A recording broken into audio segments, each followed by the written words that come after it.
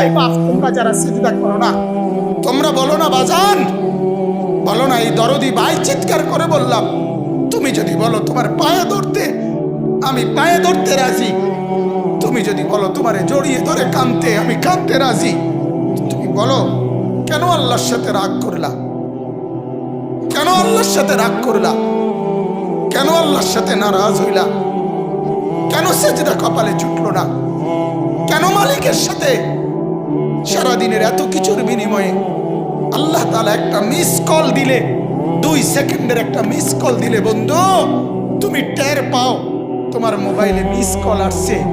এত বড় মসজিদে 6টা মাইকের হরন দিয়া আল্লাহু আকবার বলে তোমারে ডাক দেয়, তোমার একটা বারও কানে লাগে না, বিবেকে লাগে না।